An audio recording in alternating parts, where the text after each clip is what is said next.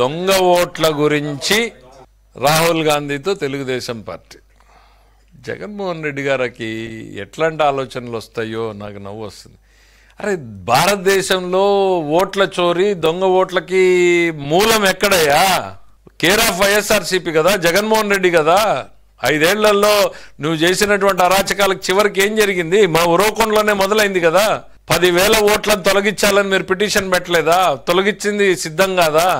దాని మీద central government కేంద్ర ఎన్నికల సంఘం నుంచి ఓ కార్యదర్శి వచ్చి బిఎల్ఓలకు సస్పెండ్ చేసి తర్వాత 2 జెడ్పీసీఈఓలు సస్పెండ్ చేసింది మర్చిపోయారా? విశాఖపట్నం మర్చిపోయారా? మా పర్చూరు మర్చిపోయారా? తిరుపతి మర్చిపోయారా? దొంగ ఓట్లకి, ఓట్ల చోరీకి, ఓట్ల తొలగింపుకి పునాదులు మీరే. ఇంక రాహుల్ గాంధీ ఏం మాట్లాడతాడు పాపం? ఆయన లేని సబ్జెక్టు, ఆ సబ్జెక్టుకి కర్త కర్మ క్రియ మీరే. ఈ సంవత్సరంలో ఒక ఓటు పెరిగిందో ఒక ఓటు తగ్గిందో మేమైతే చూసుకునే పరిస్థితిలో లేం. ఎందుకంటే మేము ప్రజల్ని నమ్ముకున్నాం, ఈ దొంగ ఓట్ల కార్యక్రమాన్ని నమ్ముకోలేదు. మేము ప్రజల్ని నమ్ముకున్నాం, మీరేమో దొంగ ఓట్ల కార్యక్రమాన్ని నమ్ముకున్నారు. ఎన్నికల సంఘంలో చావు దెబ్బతిన్నారు. గతంలో 2 ఆఫీసర్లను సస్పెండ్ చేసింది. ఈ రోజు వరకు కూడా వాళ్ళకి పోస్టింగ్లు లేవు.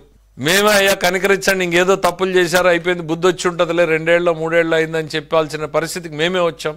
దొంగ ఓట్లకి దేశంలో మూలం ఎవరు అని అంటే మీరు బహుశా మీరే హాట్ లైన్లో రాహుల్ గాంధీకి నేర్పించినట్టున్నారు. నేను ఇక్కడ చేశాను, కాకపోతే కొంచెం తెలుగుదేశం పార్టీ యాక్టివ్గా ఉండడంతో ఫెయిల్ అయింది, అక్కడ కూడా జరుగుతున్నాయి చూసుకో, వాళ్ళు చేస్తుంటారు అనేటువంటిది ఏదో నేర్పించినట్టున్నావు తప్ప మాకు ఎవరితోనూ ఉండాల్సిన పని లేదు. ఈరోజు కేంద్ర ప్రభుత్వంలో ఎన్డీఏ కూటమిలో బలమైన భాగస్వామిగా ఉన్నాం, నమ్మకమైన భాగస్వామిగా ఉన్నాం.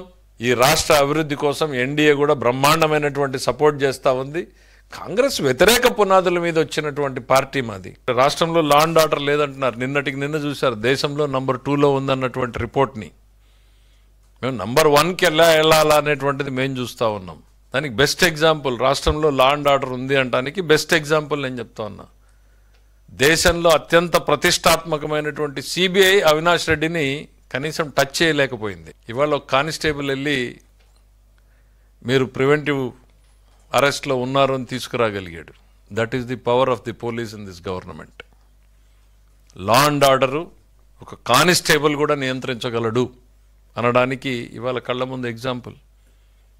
మేము చట్టాన్ని ఇంప్లిమెంట్ చేయడానికి నేను ఏదో ఒక ఇన్సిడెంట్ చూసాం. ఒక ఆఫీసర్ చెప్పాడు, ఇక్కడ యూనిఫామ్లో ఉన్నానని. అతను గర్వంగా చెప్పుకుంటున్నాడు, నేను యూనిఫామ్లో ఉన్నాను. That is the pride this government has given to the police department. మీరు ఆ యూనిఫామ్ విలువను తీసేశారు, వాళ్ళకున్న గౌరవాన్ని తీసేశారు, వాళ్ళకున్నటువంటి ఆత్మవిశ్వాసాన్ని దెబ్బతీశారు. ఇవాళ యూనిఫామ్ వేసుకున్నాను నేను అనేటువంటిది ఈ విషయాన్ని గర్వంగా చెప్పుకోగలిగినటువంటి స్థితిలో ఇవాళ పోలీస్ డిపార్ట్మెంట్ ఉంది. కేంద్ర ప్రభుత్వంకి ఒక స్పెషల్ రిపోర్ట్లు పంపించారు. కర్నూలు జిల్లాలో మీరు అవినాష్ రెడ్డిని అరెస్ట్ చేయడానికి లా అండ్ ఆర్డర్లు వస్తాయి, సాధ్యం కాదు, ఇది అది అని మొత్తం అసలు రాష్ట్రం మొత్తం కూడా ఆ రోజు సినిమా చూసింది. ఇవాళ సింపుల్గా ఒక ఎస్ఐ, ఒక డిఎస్పీను, ఒక కానిస్టేబుల్ చేయగలుగుతున్నాడంటే ఈ రాష్ట్రంలో లా అండ్ ఆర్డర్ ఇంప్లిమెంట్ చేసేటువంటి వాళ్ళ మనోస్థైర్యం ఎట్లుందో మీరు ఎగ్జాంపుల్ తీసుకోండి.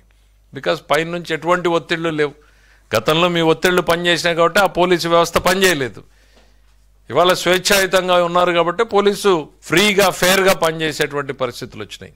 అసలు ఎన్నికలు ఎట్లా జరుగుతాయనేటువంటిది మొట్టమొదటిసారి పులివెందుల ప్రజలు చూశారు. ఇంత స్వేచ్ఛగా ఎన్నికలు జరిగినందుకు వాళ్ళు పండగ చేసుకుంటున్నారు.